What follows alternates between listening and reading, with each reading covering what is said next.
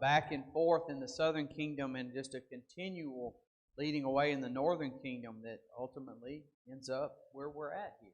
But we see the loving kindness of God and also the severity, the punishment, and that this punishment, generations after, will continue to suffer this punishment. And verse 19, great in counsel. The word counsel there, it means advise or purpose or wisdom. Jeremiah acknowledges God that He is great in wisdom and purpose and His counsel, and mighty in work. For thine eyes are upon all the ways of the sons of men. God knows more. God knows what we're doing. He knows what we will do before we do it. He knows more than man ever will. Knows all the ways of the sons of men, to give everyone according to his ways and according to the fruit of his doing. So, not everyone is punished for the sin of someone else. There may be consequences that would be suffered, but if I didn't commit the sin, then I'm not going to receive that punishment for that sin. As Jeremiah lays out here, that He gives everyone according to his ways and according to the fruit of his doing. So even back here in the Old Testament, there may be that punishment that is suffered, the consequence of a generation ago of sin that they may have to endure. Captivity, for instance. Think about those that are born in captivity. Are they held accountable for the sins of their fathers? They were born in captivity? Well, no, they would not be. And Jeremiah lays that out for us here. We can see that God is a just God, and that if you do evil, then you will be punished for that evil. But we even understand that today, that there are consequences. And it's always easy to think of the instance where with a drunk driver and an innocent person may suffer for the choice of someone else, and they're not punished, or they wouldn't be punished for that sin, but there's a consequence that is endured as a result of that. In verse 20, which has set signs and wonders in the land of Egypt. So going back to that great deliverance in Egypt and all of the things that God showed the children of Israel and those leaders of Egypt in His great power during that period of time with signs and wonders. And back in verse 20, even unto this day and in Israel and among other men, and hast made thee a name as this day. You remember back in Joshua chapter 2, Rahab knew of the things that had taken place in Egypt. The word got around in all of those nations surrounding Egypt, and who knows how far at that point in time that the message had made its way in the things that God had done for the children of Israel in crossing the Red Sea and the plagues that had been placed upon Egypt until they let the Israelites go. And if Rahab had heard about it at the time when Joshua and his army, when they had came to, with those spies, and then later came to destroy the city of Jericho in Joshua chapter 2, verses 9 and 11. And so the heathen knew about these things. And Jeremiah brings that out here, that He has set signs and wonders in the land of Egypt, even unto this day, and in Israel, and among other men. You think all the way back to the other things that had happened with Nahum and his leprosy. What do you think? You think Nahum went back to Syria and didn't mention that at all, of what had been done to him? That Elisha had told him to go dip in the Jordan? You think Nahum would have kept something like that to himself? Or the people that were around him and saw that? All of these things that God would have done and been involved in, even that affected some of these heathen nations, they knew about it. They knew about it. Jeremiah brings that out here in verse 21. And hast brought forth thy people out of the land of Egypt with signs and wonders, and with King James says, a strong hand, or a mighty, a firm hand. No one can do it but God. And no one could do it like God.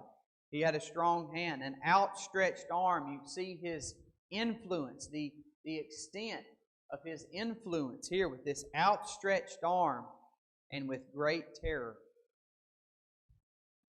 And don't you think that the Egyptians, when they had heard that their Pharaoh and the entire army were overtaken in the Red Sea, they didn't write about those types of things and put that in their history, but people knew those things and understood those things. Whether they wanted to worship that God or not, the true God or not, or whether they wanted to continue to worship their false gods, they knew of those things. The army didn't come back home.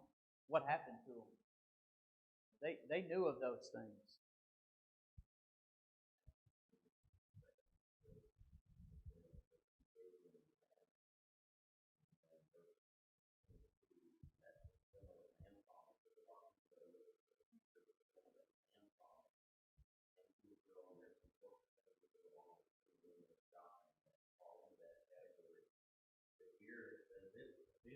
Right. We know that the rescue that was set up, but also here Jeremiah brings that point.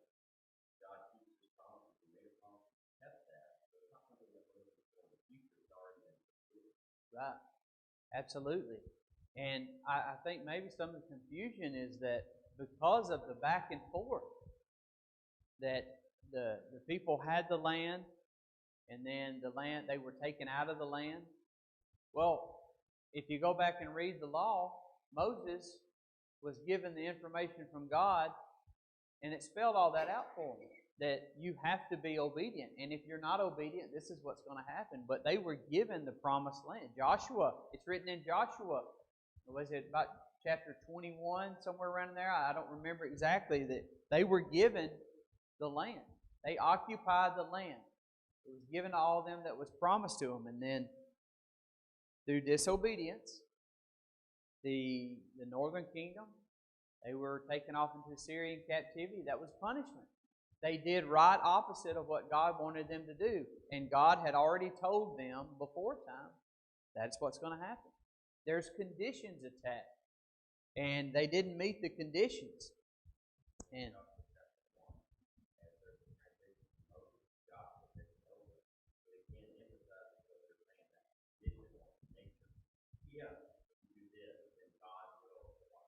yeah. If you don't, God will punish. So all of that was set up. God delivered them, made sure that they got the land. They crossed the river Jordan. They went into the land, took Jericho, started conquering the land. God provided them the land, as Jeremiah brings out. But they failed to fulfill and follow God. And that's why you have to go to Jeremiah, trying to get them to come back. And do better. That's why they had to ultimately go into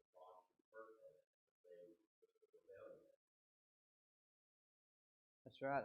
I can't spend time looking for that passage, but there's a latter part of the book of Joshua and the beginning of the book of Joshua, as Brother Adam mentioned.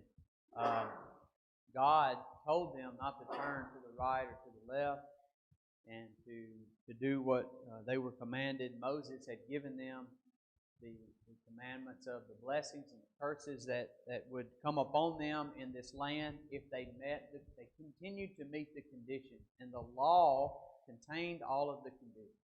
They had them. All they had to do was read them and keep them. The same way today, we have the law of Christ, and there are conditions in the law of Christ. And if we at any point in time are guilty of not keeping with those conditions, and the denominational world wants to make claims that, well, so you're making the claim that this is a works-based salvation. No, it's always been about obedience to God. Is what it's about. It's about obedience to God. He's the one that made the commands. He's the one that made the law and made the old law and had all of the statutes and the ordinances and the things that they were to keep under it. The same way with the New Testament. We can't just say, I believe, or, I'm going to do this and God's going to be okay with it. We had a conversation a couple of Wednesday nights ago that people claimed that, me and God have an understanding. No, you just need to understand God. You and God don't have an understanding. If you and God have an understanding, it's because you understand God and you're being obedient to Him. And that's just that's black and white. There's no gray area as far as that's concerned. God has given us the commands, and we are to keep them. And if we become a child of God today, and then yet we decide we want to go back out in the world and live like the world, well, then we've turned away from God. We have made the decision that no longer am I going to walk in the light. As John talks about in 1 John chapter 1, I'm not walking in the light anymore. I've turned back out into the world. Well, you are doing no different than these people here under the old law, and they decided, well, I'm not going to live by the commands of God. I'm going to worship idols now. I'm going to do this and I'm going to do that. I'm not going to keep the Sabbath. Jeremiah brought that out in chapter 17. They weren't keeping the Sabbath anymore. You begin to do things that are contrary to the law of God, and then you no longer meet the conditions. It's the same thing today. There are things that we have to do to meet those conditions, and conditions are set forth in the law, whichever law that we live under. They live under the law of Moses. Today we live under the law of Christ.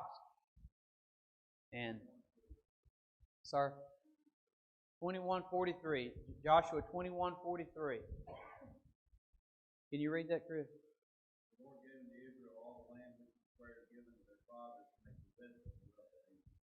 So there we go.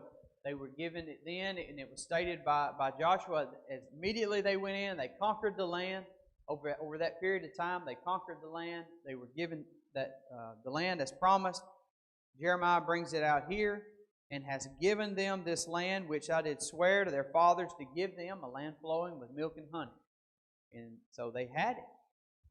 They were given, they obtained it, and they had it up until this time, until as Jeremiah is reflecting on all of this. In verse 23, and they came in and possessed it.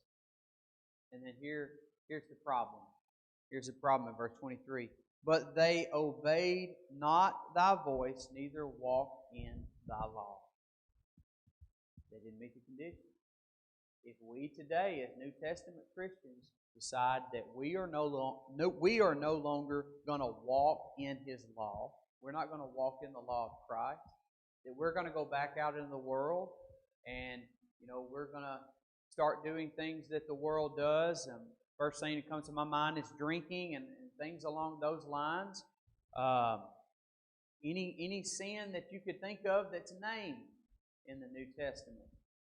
Any of those things, we decide to start doing those things, then we have left the law. We are now living like the world, and we have turned away from God.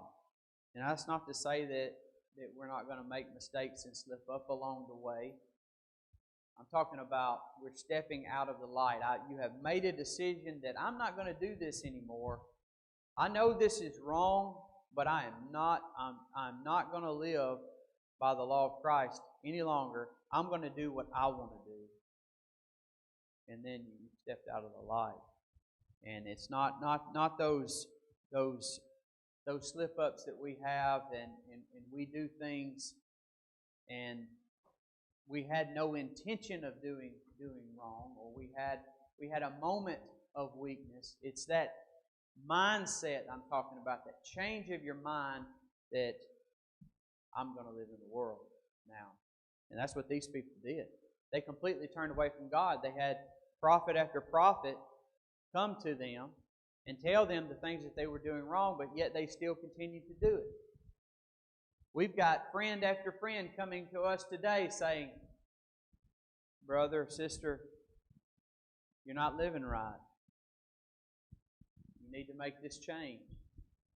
You continue to reject them. You would rather live in the world. I mean, that's the kind of instances we're talking about.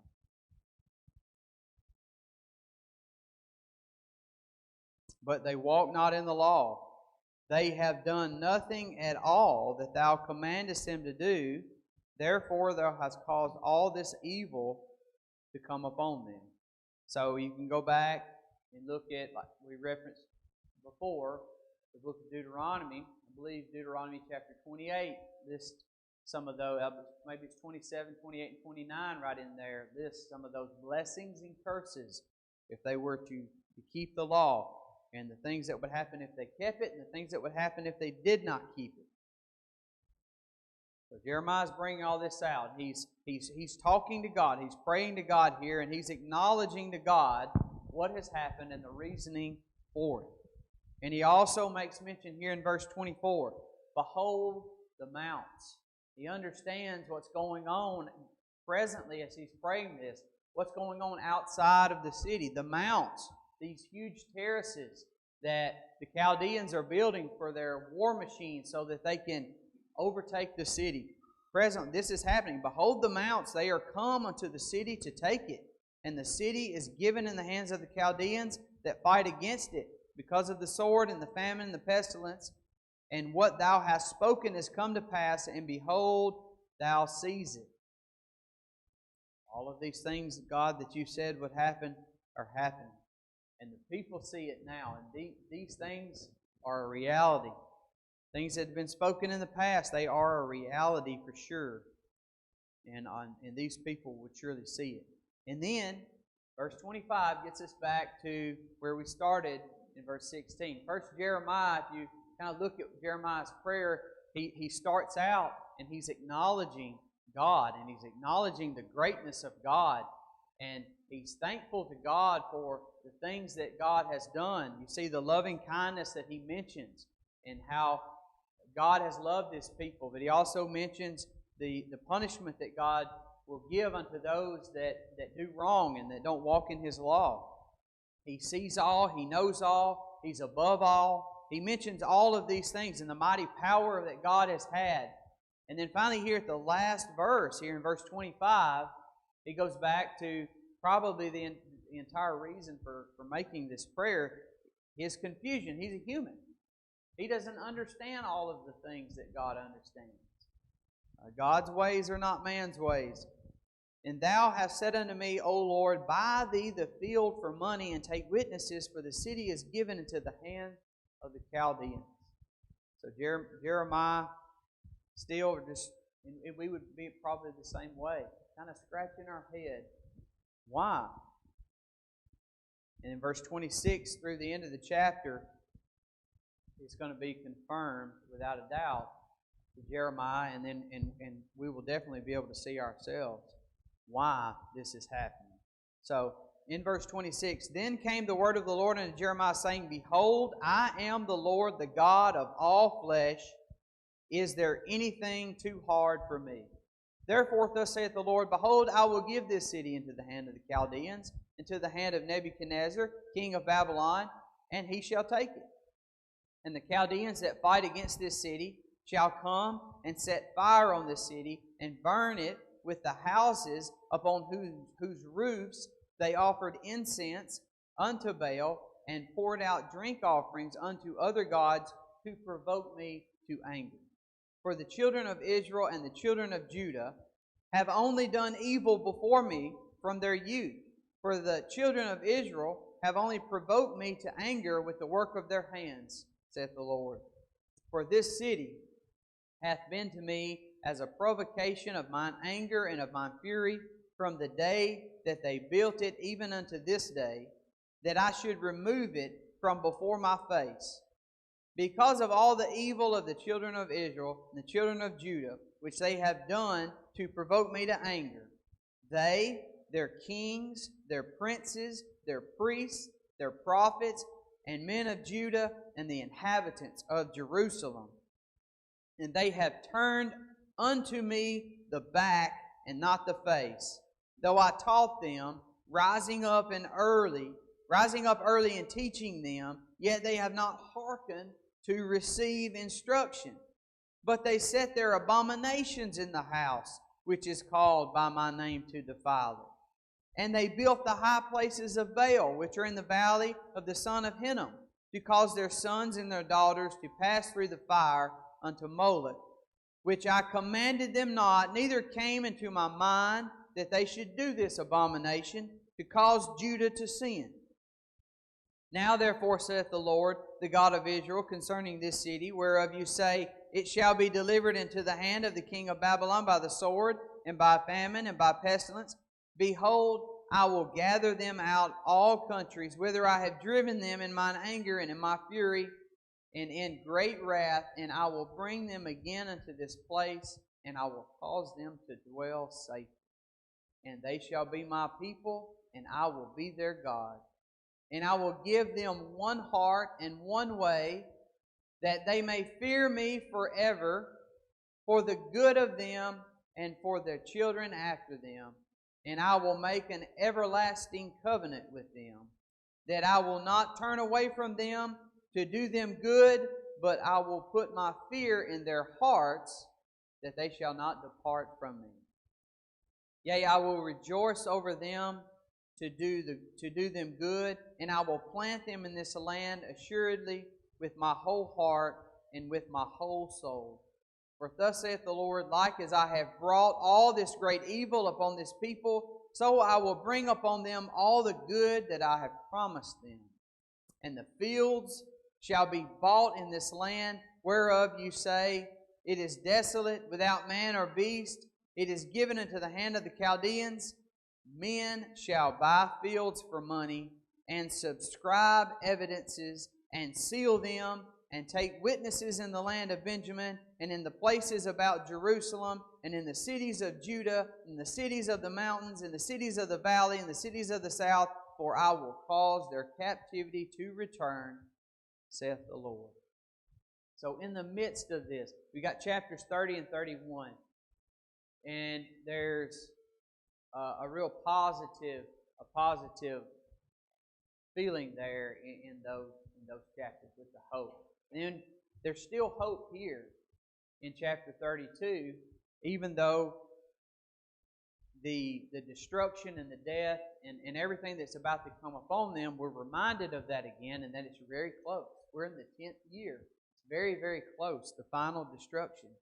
But yet, still, there's a message of hope here. Jeremiah, go buy this field. Go buy this field. Even though this nation is coming to conquer Jerusalem and take over the city, go buy this field. There's a reason for it. Jeremiah prays here. God answers him that He is the Lord and the God of all flesh. The word flesh there means humans, animals, or any living thing. And God is the God of all of these things. And He complements what Jeremiah has already said in verse 17. Jeremiah said, there is nothing too hard for thee. And God asks here the rhetorical question, is there anything too hard for me? Well, of course not. Nothing too hard. Nothing is too difficult for God. And then verse 28, therefore thus saith the Lord, behold, I will. And notice who's talking. God's talking, and what He is going to allow to happen. And we've seen this before. I will give this land or this city into the hand of the Chaldeans, specifically to the hand of Nebuchadnezzar, and he will take it. Why is he going to take it? Because God is going to give it to him. That's why. There's no other reason, there's no other way that he would take it, but God has given it to him. God has allowed this to take place because He's using this nation. And the Chaldeans that fight against the city is very interesting. You think about some of the sins and the things that they had done in the past in offering the incense to these other gods. And it's specifically mentioned on the roofs. And I don't remember the chapter right off the top of my head, but Jeremiah has mentioned that. That's been referenced before, that they went on top of their roofs and they were offering incense to these gods. And the Chaldeans that fight against this city shall come and set this city and burn it with the houses upon the roofs. They have offered incense unto Baal and poured out drink offerings unto other gods to provoke me to anger. Now, if you could find that passage that's referenced also in Jeremiah, I think it's around chapters 15, somewhere in there, that they went on top of their roofs and offered incense.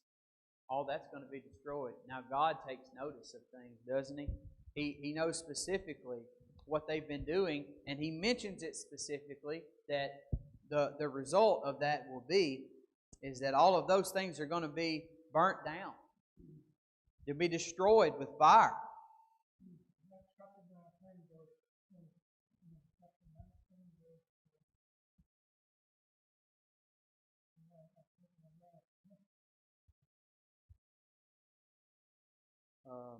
Chapter 19. Let's see, I think it's on the right. Yeah, 13. I knew it was on the right side of my page here somewhere. Yeah.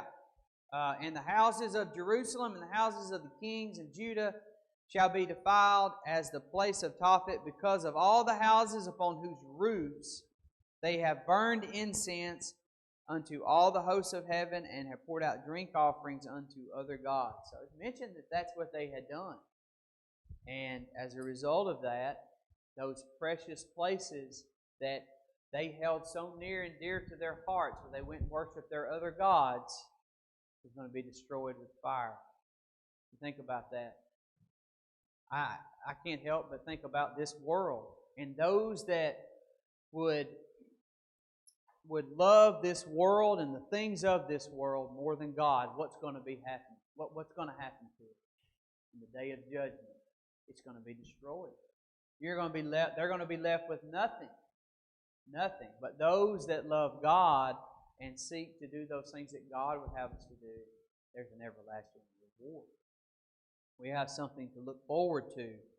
These people, they held these places, the temple, and all of those things near and dear, and they put them above God. Those idols, those things they coveted more than God, and things we could covet things more than God today, and allow things to blind us, and that's our sole focus.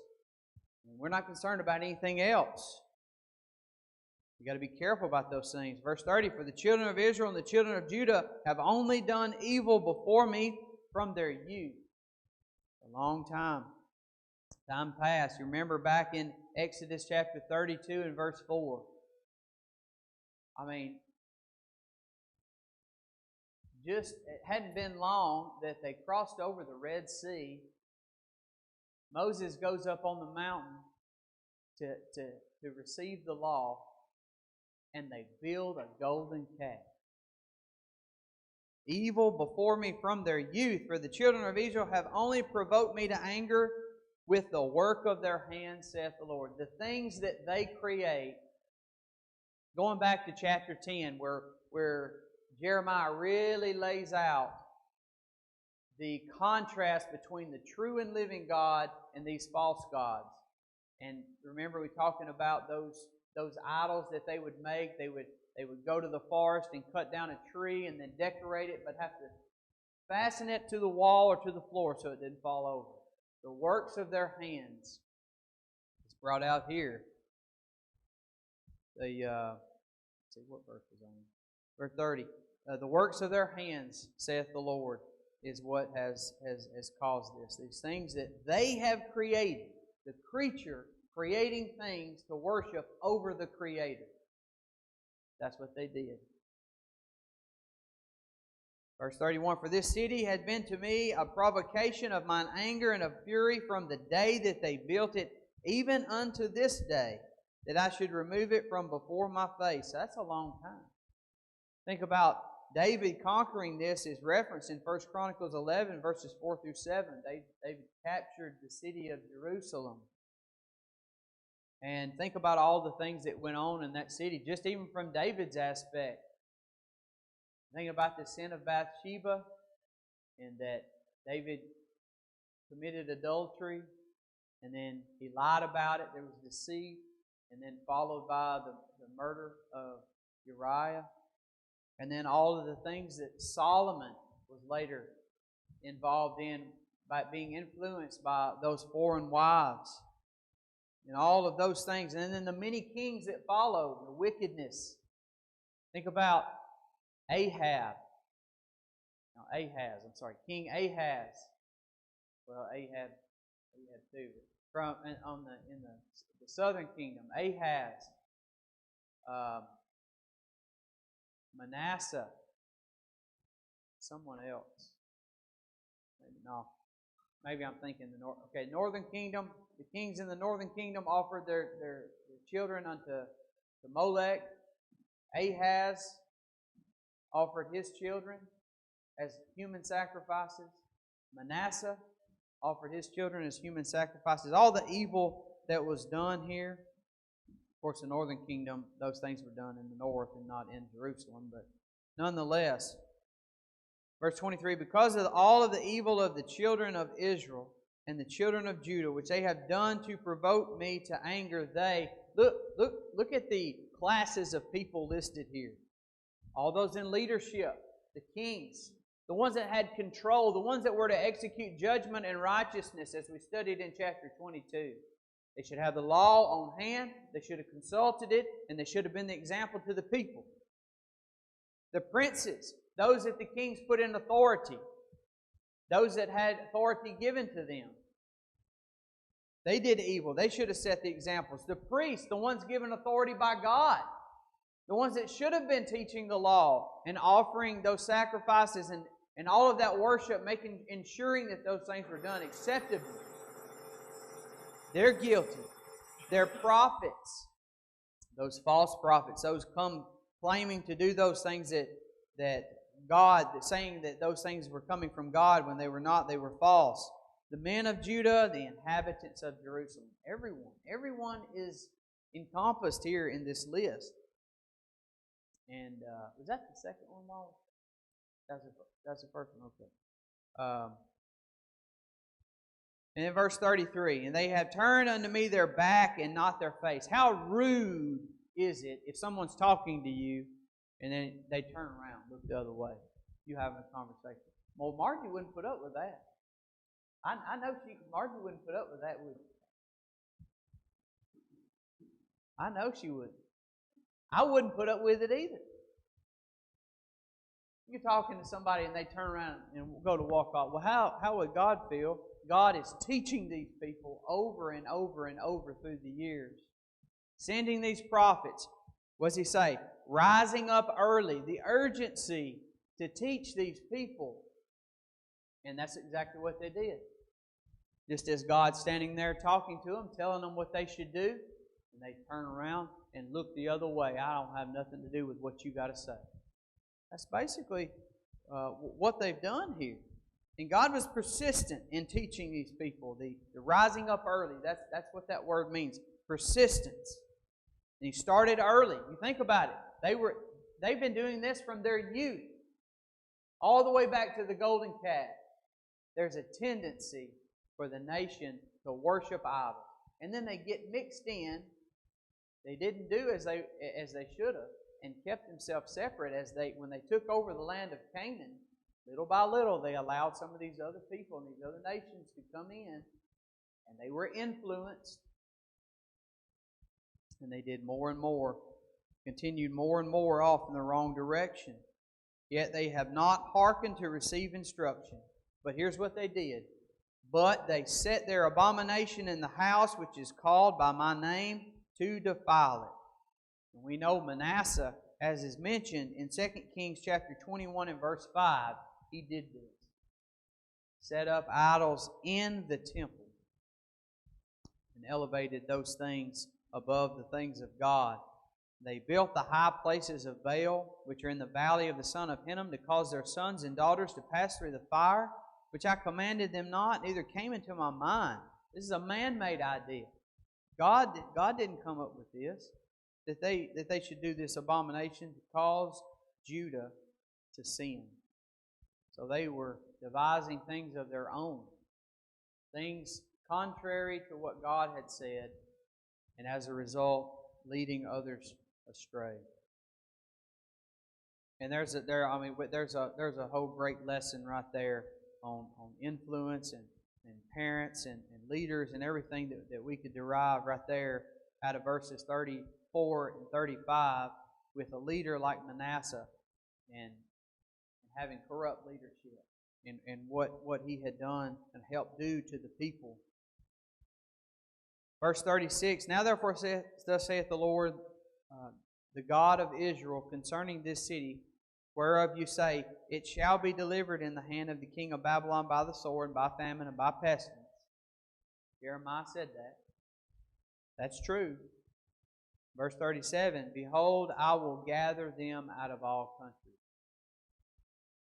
So They've done all this. They've been guilty of all these things. They built the golden calves. They've had a tendency and been involved in idolatry and all of these things. And they're going to be punished. But here's the hope here in the last section here of this chapter. But behold, I will gather them out of all countries, whither I have driven them in mine anger and mine fury and in great wrath, and I will bring them again to this place, and I will cause them to dwell safely. After 70 years, this would take place. And of course, I have reference here, Deuteronomy 30, verses 1 through 5, and I believe it specifically mentions in that passage, you could look at that, we don't have time, about the doing wrong and being taken into captivity and then later being delivered back. So it's just amazing that the many hundreds of years, thousands of years that would take place after the law, and yet the law told them everything that was going to happen. Told them what would happen if they did this and if they did that, and it's just God's just His all-knowing knowledge is amazing. And so we'll end